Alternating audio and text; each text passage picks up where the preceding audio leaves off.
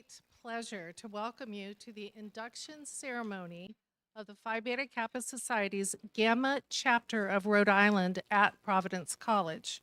My name is Joan Branham. I'm a professor of art history, associate provost for faculty affairs, and president of Phi Beta Kappa here at Providence College. I want to thank colleagues, parents, guests, alumni, friends, and inductees for joining us on this beautiful evening as we celebrate the importance of the liberal arts at Providence College through this Phi Beta Kappa induction. I also wish to recognize several Providence College leaders with us today. The president of Providence College, Father Kenneth Sicard, Provost and Senior Vice President of Academic Affairs, Dr. Thomas Smith, Executive Vice President, Father Thomas Moore Garrett, Dean of Arts and Sciences, Dr. Margaret Watkins, Foundation member Ann Manchester Molak, President of the Faculty Senate, Dr. Jay Pike, and Director of the Honors Program, Father Gabriel Pavarnik. I also welcome Associate Deans, the Phi Beta Kappa faculty and staff, student inductees, and our honorary alum, Dr. Ted Andrews. A quick note, you are welcome to take photographs all evening, but we do have a professional photographer and we will be giving the students a link to that Flickr page with professional photographs that you can download. As is the tradition at Providence College, we begin with an invocation. I ask Father Mark Knoll, Associate Provost for Academic Policy and Mission Support, and Phi Beta Kappa faculty member to the podium.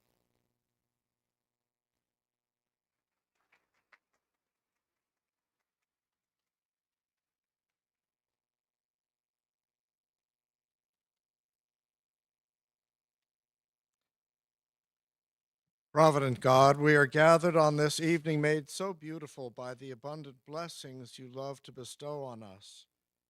We who are dedicated to studying the truths of your creation and who are not put off by its complexity or its intricacy. Tonight we gather to recognize and honor 58 of our community whom you have blessed with incredible gifts, who have used them so well that it brought them to the attention of Phi Beta Kappa. We know that all good things come from you, and so we ask you, good and gracious God, even as we celebrate their accomplishments in the classroom and libraries and labs of Providence College, that we all remain humble and ever aware that it is through your munificence that we have become the persons we are, lifelong learners who will always be fascinated with the arts, curious about the complexities of our societies, fascinated with the sciences and the natural world.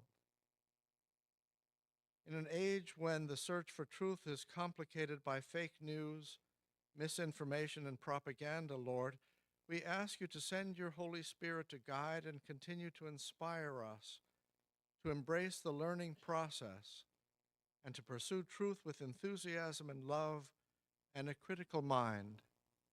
As we seek to know you better through your creation, as we seek new ways to put our mastery of the secrets of the universe at the service of our brothers and sisters, your beloved children, according to our Dominican ideals of learning and sharing. We ask your blessing, gracious Lord, on this evening of celebration and upon these young women and men whom we induct this evening into our chapter of Phi Beta Kappa, as we recognize and honor them for their achievements. We celebrate their capacity for creativity, for critical thinking, for focused effort. We are grateful that they and their families have entrusted Providence College's faculty and staff to engage them intellectually, morally, and spiritually. We rejoice in knowing that they are committed to discover and explore what is right and good, noble and just, here with us in the Friar family. We ask all these things in your holy name. Amen.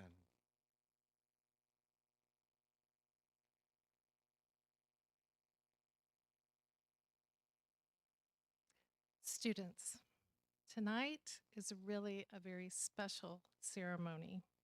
not just because of the honors that are about to be bestowed, but because your induction in this year of 2026 comes during a once in a lifetime 250th anniversary of three important historic events: the independence of the United States in 1776, the state of Rhode Island stating its independence in May of 1776, and as we will hear from our historian, the founding of Phi Beta Kappa also in 1776, with its mission, and I quote, to champion an education in the liberal arts and sciences. What does that mean? An education in the liberal arts and sciences. Well, the word liberal comes from the Latin liber, meaning free, unrestricted. And you all know this, such as this statue of liberté, right? Or liberty, a symbol of freedom that we all know. A liberal arts education in antiquity meant subjects that were considered essential for a free person to know in order to participate in civic life and engage with the world in a meaningful way. A liberal arts education is a transformational cross training, I would say, in the arts, humanities, natural sciences, and social sciences that only begins in college and continues through life. Rather than telling us what to think, a liberal arts education teaches us how to think, how to weigh evidence carefully before coming to a judgment, how to reflect deeply on complex matters, and how to communicate with clarity and purpose. It equips us to become responsible and engaged global citizens, something especially vital today. 5 years ago, PC earned this Phi Beta Kappa chapter after an extensive multi-year evaluation process where teams of external reviewers examined our campus, assessed our curriculum, and met with students, faculty, staff, and college leaders. And this is what they found. They found that Providence College, from its establishment to today, has consistently upheld its liberal arts mission set forth in 1917 when Rhode Island granted PC its charter, and I quote from the charter, to promote virtue, piety, and learning in the liberal arts and sciences. Phi Beta Kappa's decision to award a chapter to PC is a testament to the college's enduring dedication to the liberal arts, and it aligns with the Dominican Order's long history of teaching, scholasticism, love of learning, and pursuit of the truth. This distinction places Providence College among the country's most respected academic institutions, only 10% of which have a Phi Beta Kappa chapter. Soon, we will hear the names of these outstanding students and the majors and minors that they have chosen. We will learn that many of them have in fact mastered multiple disciplines. For example, double majoring in math and studio art, majoring in biology while minoring in French and Black studies, double majoring in global studies, health policy management, while minoring in philosophy and Spanish. This interdisciplinary drive, this curiosity to connect knowledge across boundaries lies at the heart of a liberal arts education and recognizes that no one discipline can solve global problems, but rather the world needs multiple approaches and perspectives. As a mother myself of a liberal arts graduate from Providence College, I want to thank the parents here tonight. You have supported your child's desire to seek a liberal arts major, one that actually values questioning more than answering. So no matter what your child's chosen profession, their liberal arts education will serve them well. In a minute, we will hear about the history of Phi Beta Kappa and recognize this year's class of inductees. But I just want to emphasize the accomplishments of this very select set of students by noting the following. Every student here tonight has achieved academic excellence at the highest level of magna or summa cum laude. Every student here tonight has majored in an arts and sciences discipline and is graduating in the top 10% of the class. Every student here has shown proficiency in a foreign language, an invaluable skill in our increasingly connected global setting. And every student here has demonstrated good character and integrity throughout their career. Students, as you move from the halls of Providence College into the pathways of the world, I am confident that you will dedicate yourselves to working for the common good and utilizing your majors and minors to create justice in society. Your induction to Phi Beta Kappa, yes, it joins you to a group of thinkers, but more importantly, to doers in the world. And I trust that throughout your lives, you will harness the liberal arts to advocate for the good of humanity. Welcome to the Phi Beta Kappa family, and congratulations.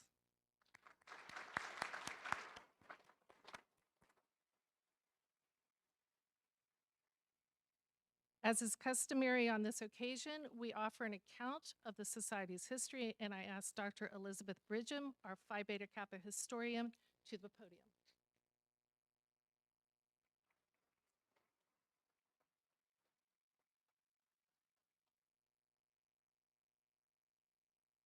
250 years ago, during the American Revolution, on December 5th, 1776, 5 students at the College of William and Mary in Williamsburg, Virginia, met to create the Society of Phi Beta Kappa.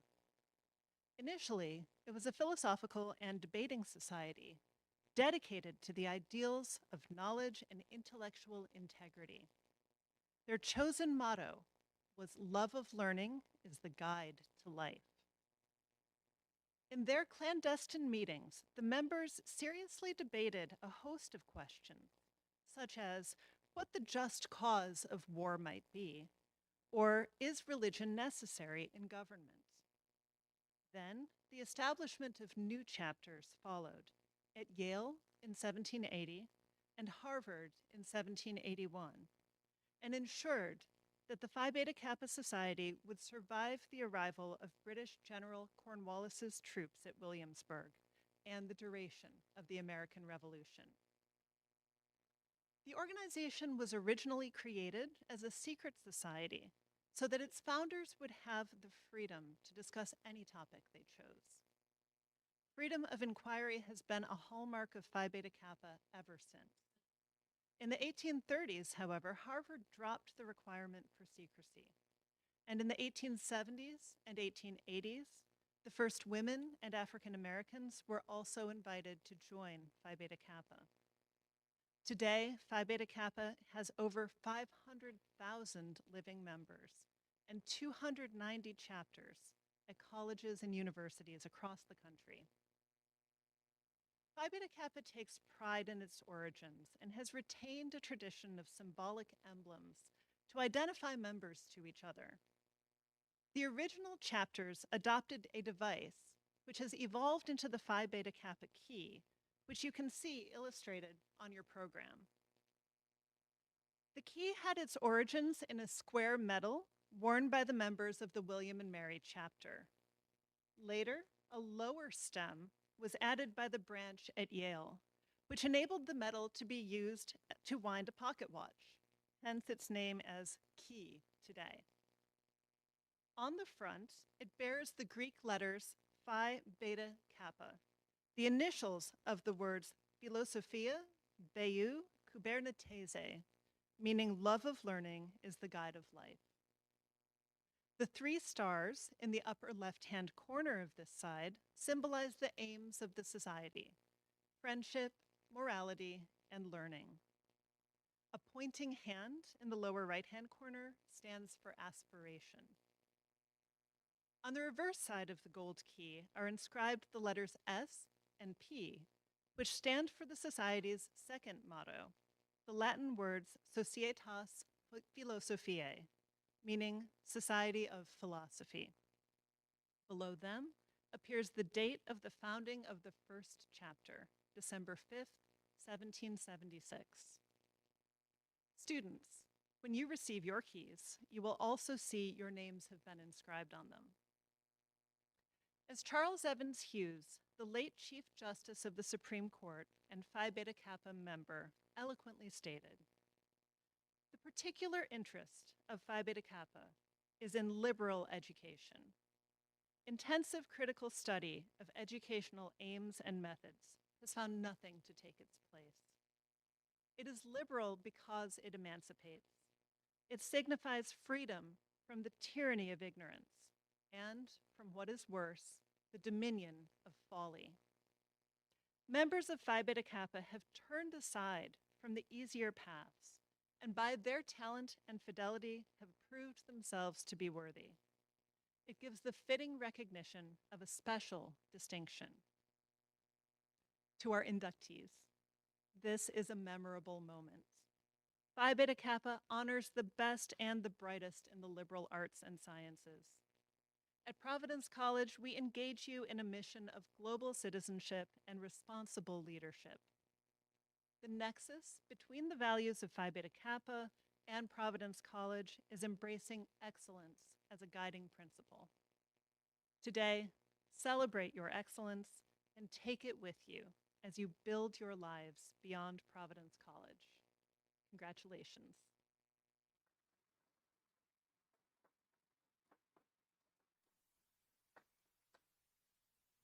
Thank you, Dr. Bridgham. Students, you're about to become one of those successors of the history we just heard. It is our fondest hope that you, in turn, will come to cherish the society and strive to perpetuate its principles. Fellow members of Phi Beta Kappa, honored guests, we meet here this evening to receive into our society those who, having qualified for election, now wish to be admitted to its privileges and undertake its responsibilities. In a ceremony that goes back to the founding of our nation, we will welcome them into an association with all those who have been members of Phi Beta Kappa in the past and into a lifelong relationship with the society today. I have the honor to present the following persons who, agreeable to our invitation here, offer themselves for initiation. Student candidates for membership in chorus, please rise.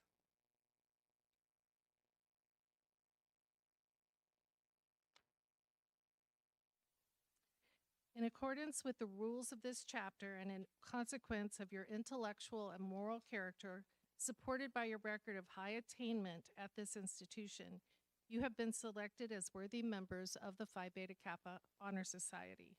Your names have been submitted to the scrutiny of the constitutional electors of this chapter and have met with their approval. You have been formally notified of your election and by your presence here, signify your desire to be enrolled as members of this historic and honorable society.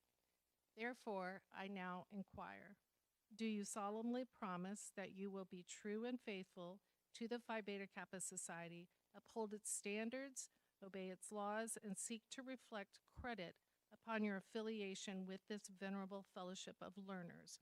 Please signify this promise by stating, I do.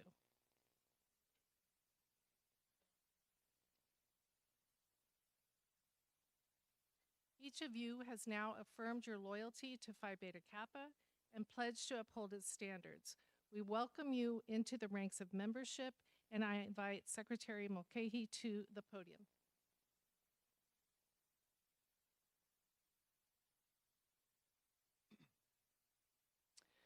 As I invite each candidate for membership to come forward wearing your Phi Beta Kappa honors cords, also to be worn at the college's graduation ceremony, you will be congratulated by President Branham and Vice President Herron. You will receive the Phi Beta Kappa gold key engraved with your name and marking the quest for wisdom, accept the certificate of Phi Beta Kappa induction, and sign the registry of the Gamma chapter of Rhode Island. You ready? Judy, a kid, with a major in political science and a minor in Middle Eastern studies.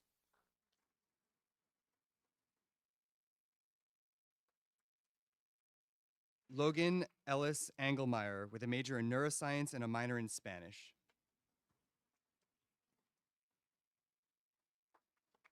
Amanda Ayers with a major in psychology and a minor in sociology. Francesca Rose Bambera with a major in global studies and a major in sociology and a minor in Spanish.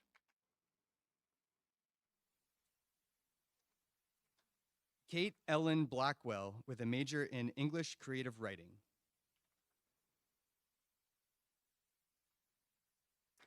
Madeline Bormis with a double major in studio art and biology.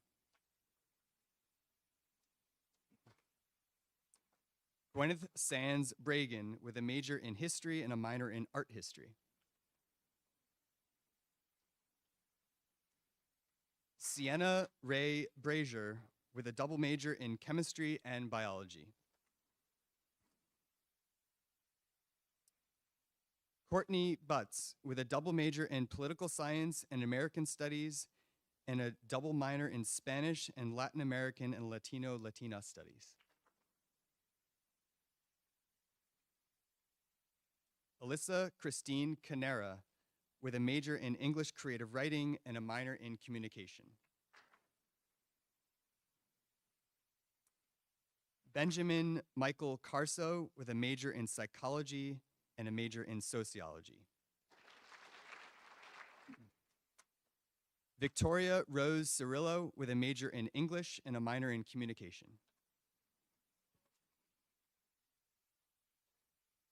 Nora Catherine Clear with a major in political science and a minor in Spanish. Mary Rose Yu Comerford with a major in history and a minor in Asian and Asian American studies and business and innovation studies. Nathan Paul Daly with a double major in history and political science and a minor in French.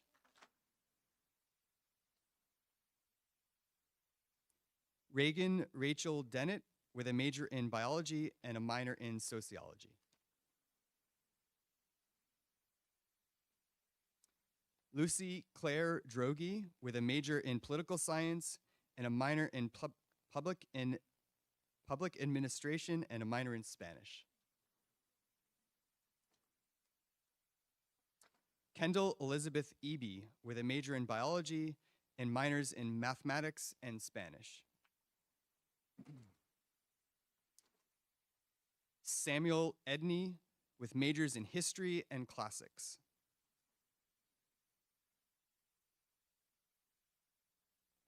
Ella Ferrari with a major in biology.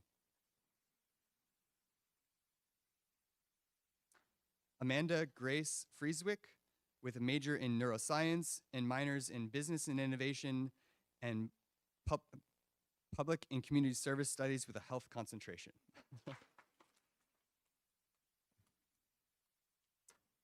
Delia Fritz with a major in humanities and a minor in business and innovation, history, and Middle Eastern studies. Anne Elise Gatoff with a major in chemistry and a minor in mathematics. Olivia Eleanor Gleason with a major in English and a minor in political science. Bridget Grace Gojin with a major in history and a minor in classical history and cultures.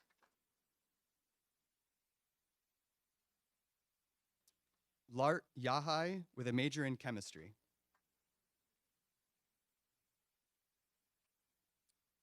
Chloe Camille Johnson with majors in health policy and management and global studies and a minors in Spanish and philosophy.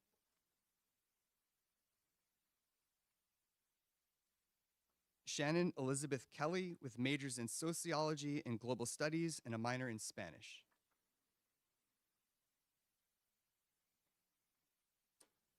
Maya Kathleen Larimer with a major in psychology and minors in French and political science. Esther Schoen Lindor with double major in biology and health policy and management.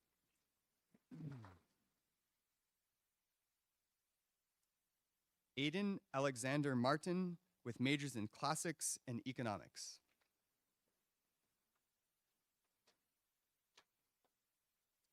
Jared M. Money, with majors in political science and global studies, and a minor in women's and gender studies.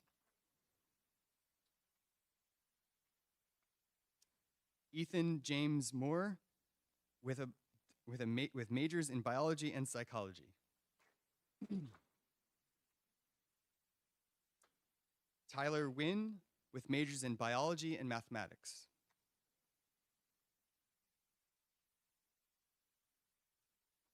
Yamilet Nieves Vega, with majors in health policy and management and neuroscience, and minors in women's and gender studies and public and community service studies with a health concentration.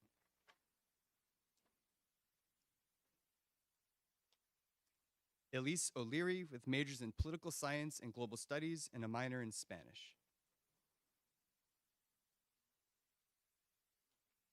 Dilara Ozdemir, with a major in mathematics and minors in data science and studio art.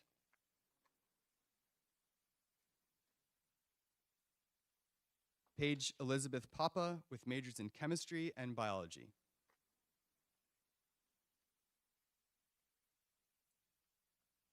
Ella Grace Parham, with a major in psychology.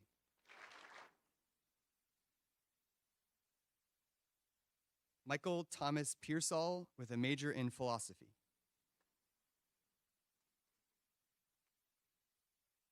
Anne Piscator, with a major in quantitative economics and a minor in data science.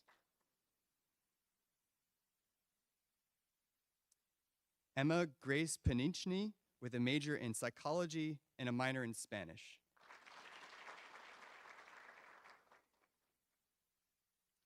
Alyssa Marie Rago, with a major in psychology and a minor in writing.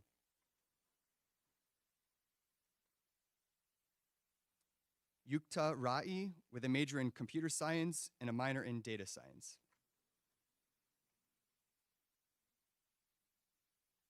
Chrismar Ramos Marte, with a major in computer science and minors in mathematics and global studies. Madison Marie Riley, with a major in biology and a minor in Spanish.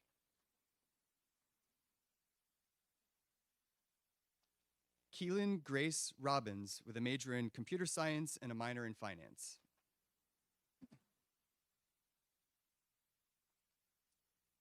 Caitlin Rohrbacher, with a major in health policy and management and biology.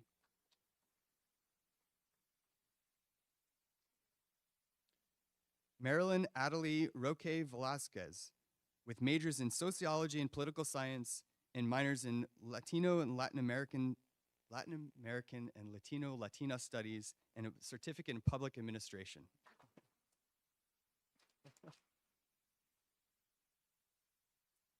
Grace Catherine Russo, with majors in global studies and political science and a minor in women's and gender studies.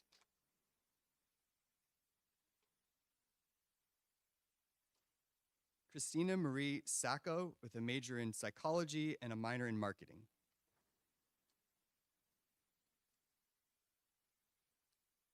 Spencer Vincent Scally, with a major in English and a minor in political science.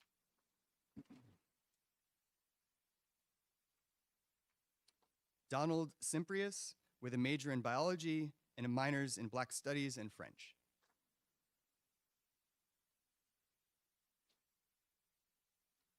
Alexander Stepanov, with majors in mathematics and studio art.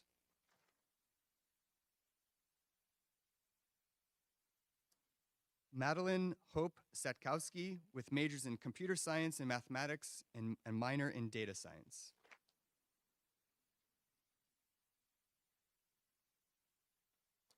Aya Tatari, with a major in biology.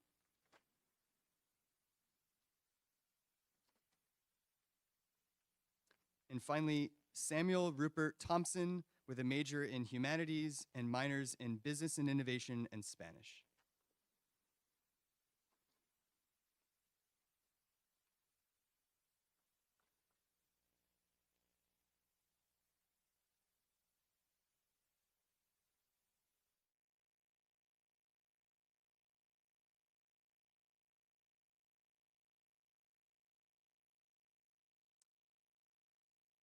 candidates for membership in course. By election of the chapter and by your assent to its pledge, the society requirements for initiation are fully satisfied. I therefore, in the presence of these members of the society, declare you to be members of the Gamma chapter of Phi Beta Kappa in the state of Rhode Island, and to authorize you to wear its cords on commencement day, its key as a badge, and to participate in its meetings. You are now lifetime members of the nation's most prestigious academic honor society in the liberal arts.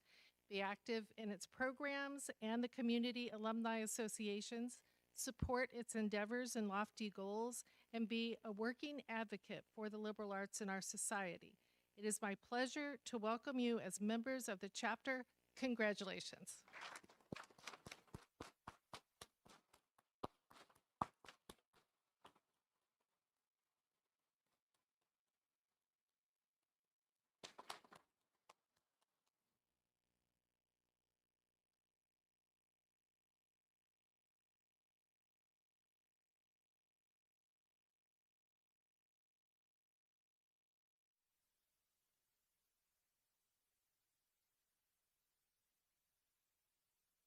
Please be seated.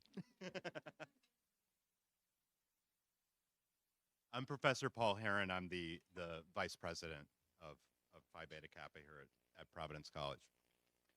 So every year, we have the privilege of selecting an honorary alumni member to be inducted into Phi Beta Kappa. Alumni members are distinguished graduates of not less than 10 years who are elected in recognition of scholarly and professional achievement, and in consideration of their contributions in the fields of the humane sciences and letters. This year, that honor carries special meaning. As we mark the 250th anniversary of Phi Beta Kappa, founded in 1776, the same year as the nation itself, and the same year Rhode Island declared independence, we are especially fortunate to induct a distinguished historian of both early America and Rhode Island, who can help us reflect on what these anniversaries mean. I ask now that Dr. Edward E. Andrews stand and come forward to receive the Phi Beta Kappa certificate and gold key and to sign the registry of the Gamma chapter of Rhode Island.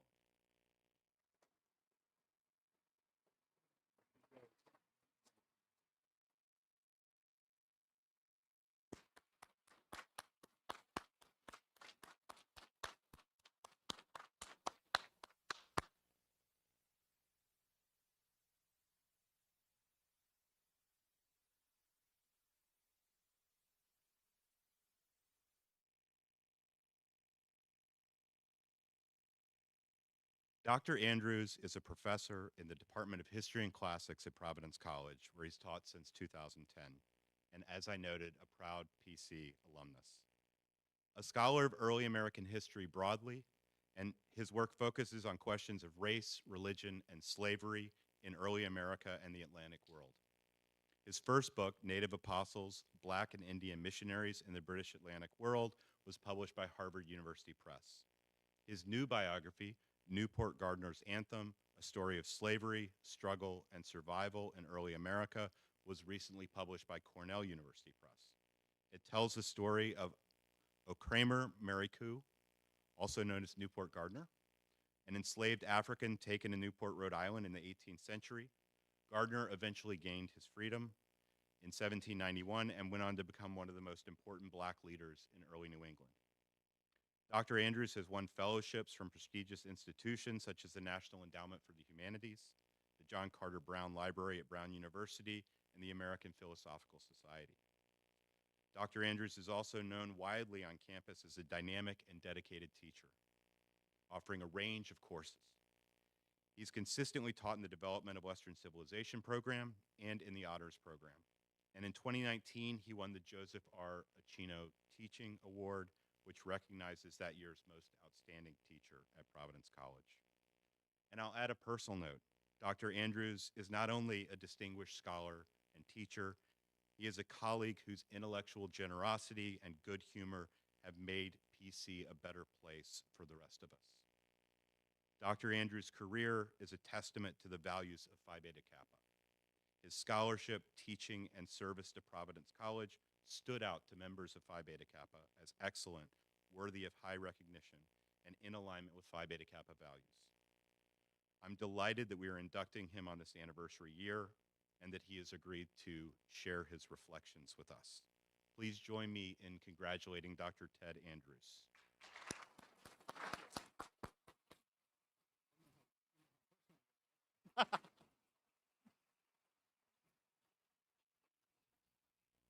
Just said to Professor Heron, I didn't know how personal he was going to get there, so I'm glad he kept it somewhat general.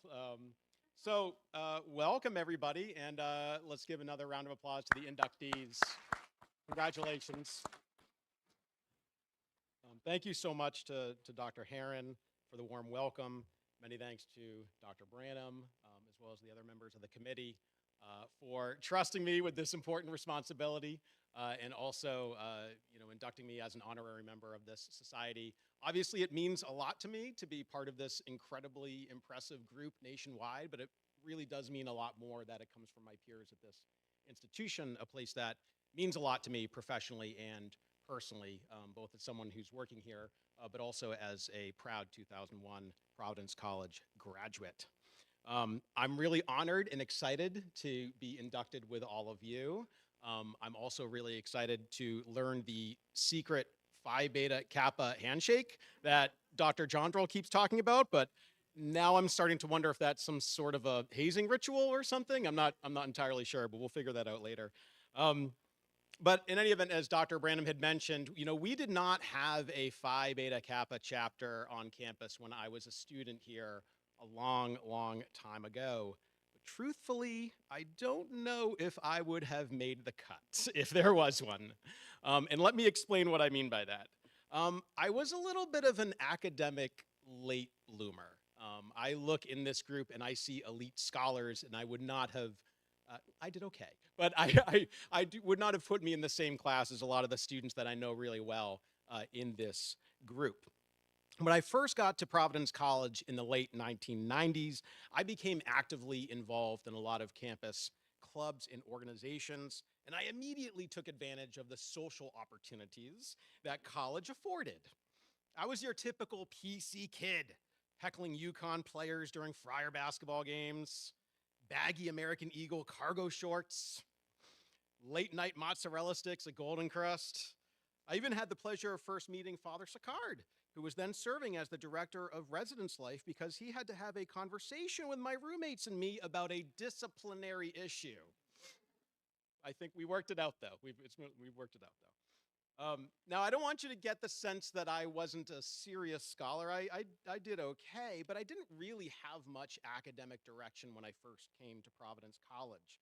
I first came mainly based on the vibes I felt during the college tour and also a generous financial aid package, just to be truthful about it. I didn't really know or have many thoughts on the liberal arts and what that meant. And the worst part of all, I came in undeclared. Gasp. The horror. Imagine that. That was a thing we used to do. I was lucky to have a great undeclared advisor who did the best that he could, given my waffling, but I was not credential stacking. I never really felt pressure from my parents to guarantee a return on investment, and I wasn't thinking of college as transactional. So I was left to sort of just roam around and take whatever courses I wanted. What a blessing that was for me. In my first semesters on campus, I explored history, philosophy, literature, and theology, not to mention art, music, and architecture through our Civ program.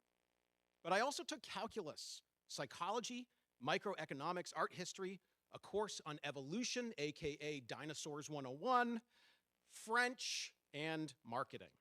And in the first semester of my sophomore year, for some reason, I signed up for a history class. Now, I say for some reason because in high school, I hated history. Hated history. Truly.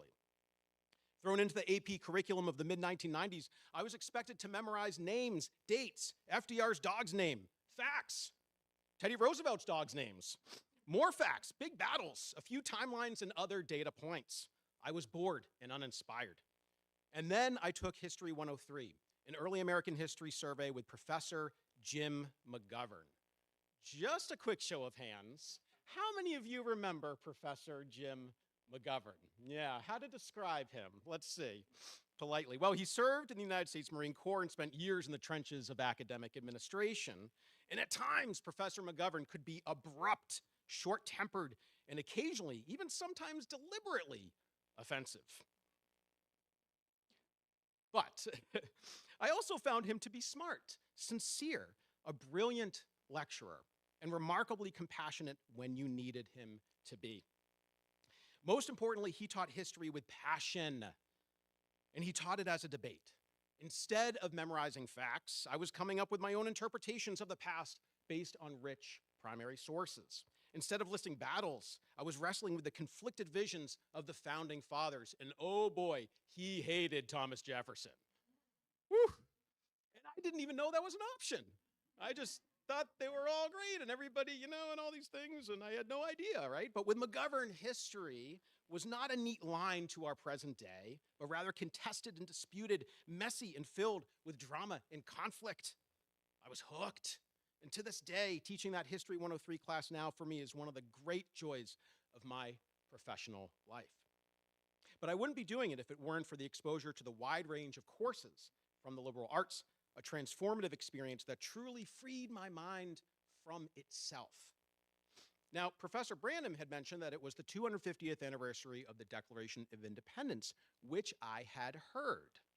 So I did get a 4 on that A-push test, by the way. So I knew that. But initially, I did not know that it was the 250th anniversary of Phi Beta Kappa.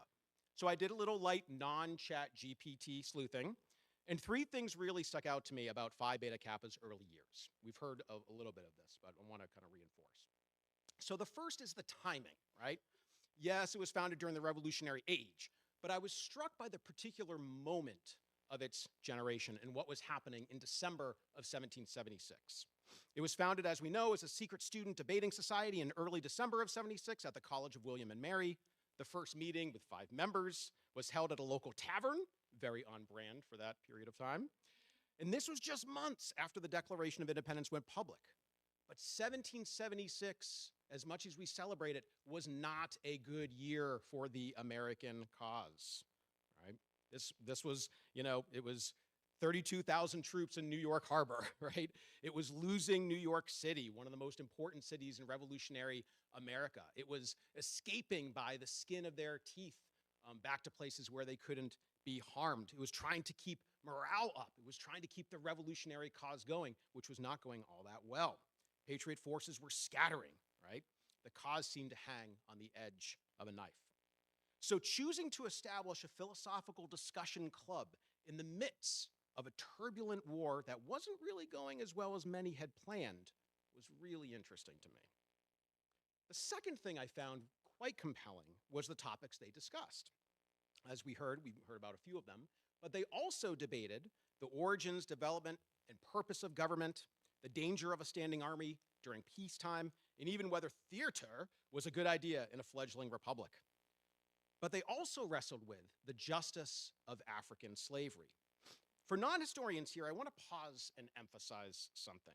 We have heard online and in public discourse 2 things related to the founding generation and their relationship with slavery. The first is that we should not judge people in the past with our own ethical standards of today. And the second is that slavery was so pervasive, so kind of woven into the fabric of this society, of this culture, that few people questioned its morality. I would like to be clear that the first proposition on passing judgment is true. The second, though, is not. By 1776, there was a rich, vibrant debate about slavery already happening in revolutionary America. In 1773, Patrick Henry, that Virginia firebrand who'd later exclaim, "Give me liberty or give me death," was reeling after reading a book that described the inhumanity and the horrors of the slave trade. He wrote to a friend invoking the liberal arts, saying, quote, "Times that seem to have pretensions to boast of high improvements in the arts, in the sciences, and in refined morality, have brought into general use and guarded by many laws a species of violence and tyranny which are more rude and barbarous, but more honest ancestors detested. Is it not amazing that at a time when the rights of humanity are defined and understood with such precision, in a country above all others fond of liberty, that in such an age, in such a country, we find men professing a religion the most humane, mild, meek, gentle, and generous. But adopting a principle as repugnant to humanity as it is inconsistent with the Bible and destructive to liberty. Henry did later wrestle with his own slaveholding practices, right? Recognizing their immorality, but also kicking the can down the road. Now, at the same time, Quakers were banning slaveholding among their members. In 1774, Rhode Island passed a law designed to stop the importation of enslaved Africans into this colony, into Rhode Island. In late 1775, just about a year before the founding of PBK, can I say that? PBK? Okay, yeah, all right. Still not sure. I'm still new to this. The royal governor of Virginia offered freedom to those who were enslaved by known patriots. A trickle at first, the number of formerly enslaved escapees turned into a flood coming down the York and James rivers, which flanked Williamsburg, the home of Phi Beta Kappa. Fears of slave rebellion and insurrection stoked the existing paranoia of the Virginia gentry, and yet, several months later, a young Virginian wrote a draft of a new state constitution that essentially banned the importation of future African slaves. That same Virginian, Jim McGovern's nemesis, Thomas Jefferson, also put a clause in his draft of the Declaration of Independence that essentially blamed King George III for slavery and the slave trade, even going so far as to insinuate that the king was some sort of lawless pirate. Yeah, see, if it were the 18th century, that'd be a much bigger deal, right? But now we think of pirates as cool, right? That's cool. But that's not cool just to be clear, it's not cool in the 18th century. That's a huge accusation, calling the king a pirate, a lawless pirate in the 18th century. That is a big deal. Those are fighting words. Those are revolutionary words, right? It makes sense that some of you may not have heard about this since it was deleted. That clause, that anti-slave trade clause, was deleted from its final form of the Declaration that would later be signed by John Hancock and others. So by December of 1776, the topic of African slavery is not just some abstract philosophical discussion. It was a hot topic, a provocative and dangerous issue, especially given that many of the students at William and Mary were members of the same Virginia gentry that stood to lose the most from slavery's eradication. Now, we don't know the nature of those conversations, right? As Dr. Bridgham had said, we have the sense of the titles of the things that they debated, but we don't actually have the minutes of how they debated. But that was kind of the point. This was a secret debating society that was meant to be secret, but also meant to be open and free so people could say what they want, right? But still, the very act of discussing the ethics of African slavery in light of the abolitionist momentum and dismal outlook on the progress of the Revolutionary War is truly remarkable in my eyes. Now, finally, third one, in learning about Phi Beta Kappa, I couldn't get over how closely it aligned with the Dominican scholastic tradition. Obviously, veritas, the search for truth, is a core principle guiding both of these endeavors, but the way they framed their discussions also has strong Dominican connections, as they started with topics and questions, propositions to be discussed and debated, or what the Dominicans call the disputed question. There's also a famous Dominican mantra used in their scholastic arguments that reminds participants to, quote, never deny, seldom affirm, always distinguish, meaning have an open mind, right? Be ready to have that mind challenged and changed, and approach intellectual debate with both humility and nuance. So this all begs the question, what were the founders of Phi Beta Kappa thinking in December of 1776? It might make us ask why they would spend their precious time focusing so intently on deep intellectual discourse and philosophical debate, in spite of the massive conflict erupting all around them. But I think that's the wrong way to approach the question. I want to suggest that their actions are so important because of, not in spite of, war and slavery and debate. It's in war that our most precious ethical systems are tested, our most cherished liberties threatened. It's in debates about the horrific legacies of slavery that we wrestle with the beauty and dignity of the human person. And it's in vigorous dispute fueled by intellectual humility and a robust application of the liberal arts that we can find the truth, as beautiful or as ugly as that may be. You see, 1776, a time of political polarization, military conflict, and constitutional fragility, was not an unusual or unfortunate time to embrace the values that Phi Beta Kappa stood and still stands for. In fact, it was the perfect time. Thank you and congratulations.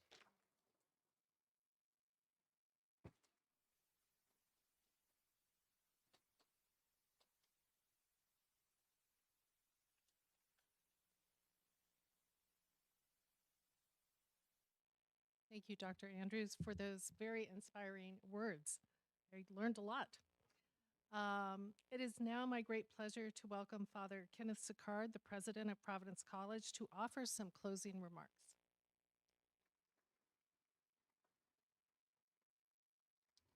Thank you, Dr. Branham. And Dr. Andrews, I have no recollection of you ever getting in trouble. And look where you are today. I recognize that I am the only thing standing between you and a very nice reception, so I'm not going to give you a speech. I am just going to say congratulations to each and every one of you. You've just received one of the highest honors that the college bestows, and I couldn't be more happy for you, more proud of you. And I especially want to thank your esteemed faculty and your parents and families who have formed you into the very fine young men and women, fine scholars that you have become. So congratulations, God bless you, and God bless Providence College.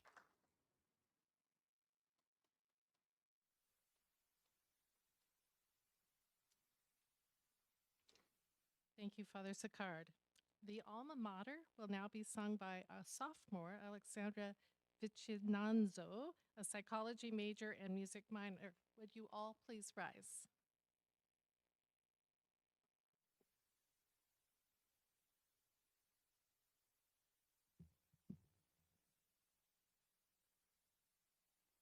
Mother of truth, we proudly pledge to thee undying love and steadfast loyalty. From thee we learn the wondrous works of God, His goodness, grace, and holy power. Clear hast thou shown what pathways must be trod. All fearless now we brave life's hour. Though failure frown, though kindly fortune smile, firm our advance, not can us e'er beguile.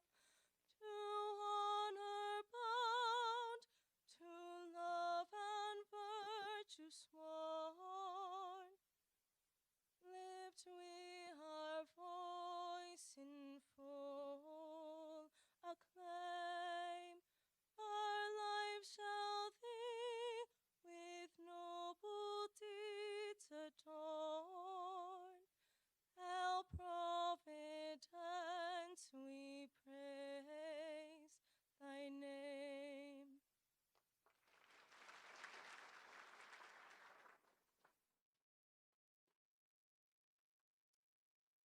So beautiful. Thank you so much, Alexandra. We have reached the conclusion of our ceremony this evening. In just a moment, the Phi Beta Kappa members, followed by our student inductees, will recess. I ask the guests just to please remain at your seats during that time, but I'd like to invite everyone to a very festive reception just down the hall and to celebrate this joyful occasion. When you go to the Fiandela Great Room, please notice that we have our original Phi Beta Kappa charter on the wall there. I also really want to thank the staff of the School of Arts and Sciences and College Events for their wonderful organization today. Colleagues, friends, students, and guests, I hereby declare this meeting adjourned. Again, our thanks and congratulations.